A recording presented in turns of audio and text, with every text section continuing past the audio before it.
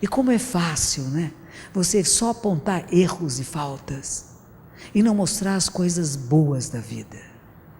E eu tenho uma queixa, assim, da mídia, da qual eu participei e participo, que acaba sendo uma malhação de só ver o que está errado, o que está falso, que só tem bandido, só tem ladrão, e isso é a grande novela, né, que não acaba nunca, né?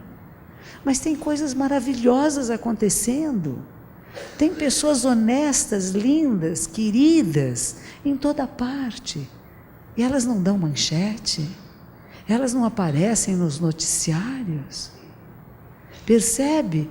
E não é nacional, gente, isso é internacional. Quem é que escolhe as notícias internacionais com as quais a população do planeta é banhado? Vocês viram o discurso da Rainha Elizabeth? Eu vi, porque eu liguei para a CNN. Eu não vi inteiro. Eu ligo de manhã cedo, eu ligo a televisão para ver acontecer alguma coisa, né? Vamos ver o que está acontecendo no mundo, né? E de repente dei com a Rainha Elizabeth sentada no trono, no parlamento, dizendo: o meu governo vai dar educação muito boa a todas as crianças do reino. Só isso para mim já bastou. Eu vou investir mais 2% em segurança pública por causa do 2%. E vou proteger toda a população desse país. Uma senhora de mais de 90 anos de idade. De chapéu, não pôs a coroa, um chapéu azul, rosas, muito bem vestida, alinhada como ela é. O marido está no hospital, ela estava com o filho ao lado.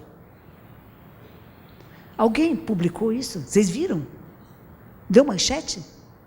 Passou nos nossos noticiários? Eu acho que isso foi um dado importante. Uma senhora de uma grande dignidade. A gente não fica sabendo. É uma notícia, se tem uma coisinha pequenininha. Ela está falando de ética, de educação, de educar criancinhas, de pagarmos bem, como diz a professora Lia, né? A professores do nível fundamental, que está formando um ser humano. Esses dias eu tenho um programa na Rádio Mundial, né? E semana passada, o Nilo, que é meu genro, que me ajuda a fazer o programa, uma pessoa me telefona com uma vozinha triste. Eu falei: mas o que você faz? Sou professora. Eu falei: mas que profissão importante. Você é professora de quem? De criancinhas até 4 anos. Eu falei: você sabe a importância do que você faz. Fale isso de boca cheia. Adore o que você está fazendo. Você está formando seres humanos. É a tarefa mais importante que pode existir. Algumas mães têm essa dádiva de poder cuidar dos seus filhos pequenos, de não precisar trabalhar em outras coisas e poder dar a formação básica de um ser humano que vai viver para o resto da vida isso. Outras que não podem e que precisam de ajudantes, tem que ser pessoas capacitadas, para não pôr bobagem na cabeça de um ser em formação. É muito importante esse começo, né? E nós achamos que é mais importante pagar professores universitários, não é? Eles têm salários mais altos, mas nesse momento, a criançada que já com 18, 20 anos, já formou. É aqueles que fazem a formação básica, não tem, ganham muito pouco, correm para cima e para baixo, acham que sua profissão não é de... Meu avô foi professor, veio de Portugal para o Brasil. Quando ele passava na rua, naquela época, os alunos de quem o conheciam passavam e diziam: o professor. Respeito àquele que te passa ensinamento. Eu tive um grande amigo, meu vizinho em Los Angeles, na Califórnia, que me deu o primeiro livro falando de ondas mentais alfa, que me leva ao Zen budismo. Eu conheci, ele tinha 86 anos de idade. E ele dizia assim: quando eu fui para a universidade, a minha cabeça se abriu. Eu virei outra pessoa. Estudar, gente, provocar os seus neurônios a fazer conexões que você não faz no dia a dia, é gostoso, é bom. Você começa a olhar o mundo diferente. Às vezes a gente não pode encontrar vários professores maravilhosos, mas a gente pode ler um livro, de um pensamento de alguém. A gente discute com o livro. O mestre Dogen, o fundador da minha ordem, ele queria escrever 100 volumes, 100 capítulos, ele morreu antes. Então ficou em 90 e poucos. Mas ele falava de histórias como essas antigas aqui, como esse livro 108 Contos. Ele recontava essas histórias antigas do Zen Budismo, mas ele discutia. Aquele mestre falou que é assim, mas eu não concordo com ele. Aquele outro diz que estão todos eles errados. Tem uma outra maneira de ver. Então a gente discute com o livro que a gente lê também, com aquilo que a gente ouve, com aquilo que a imprensa nos passa. E a gente poder pensar, que interesse há de que essas notícias sejam as principais?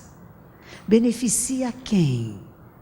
E eu não perder nunca o olhar de apreciar a vida, de perceber que mesmo que tenham coisas muito estranhas e horríveis acontecendo, há coisas maravilhosas também acontecendo.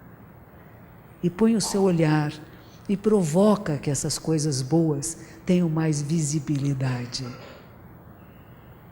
Lembra do Luther King dizendo: eu tenho mais medo do silêncio dos bons?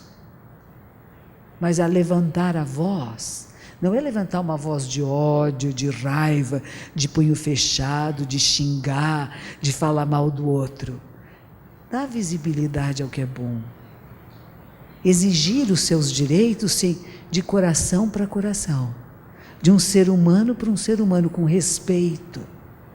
Isso muda. Mas se a gente apenas espalhar as pessoas da Cracolândia, nós não vamos ter resultado. Porque a questão é muito mais profunda do que apenas quem está ali na rua, né?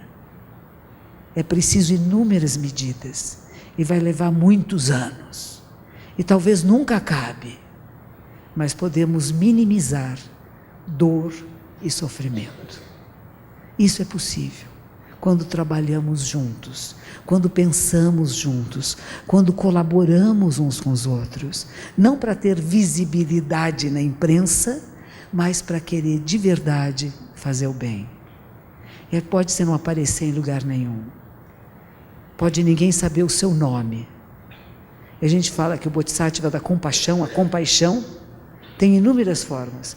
Pode ser uma menininha, pode ser uma pessoa idosa, pode ser aquela que mora do lado, aquela moça que trabalha na rua, que faz programa, pode ser qualquer pessoa. Quando acorda o coração de compaixão, só pensa no bem e como criar causas e condições que a maior parte dos seres fiquem bem. E eu tenho dedicado a minha vida a isto. Desde que eu percebi isso, que é possível. O que eu faço é um quase nada. Mas se eu não fizer esse quase nada, eu não fico bem comigo. Porque eu fiz um voto comigo mesma. De que o que resta dessa... Eu fiz isso quando eu tinha os 35 anos de idade. O que resta desta vida, eu vou dedicar a uma prática que eu acredito que liberta o ser humano. E o que liberta o ser humano é conhecer a si mesmo.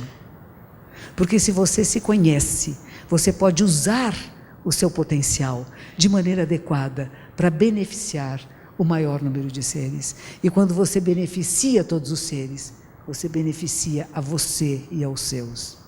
Mas se pensar o contrário, você vai perder inevitavelmente.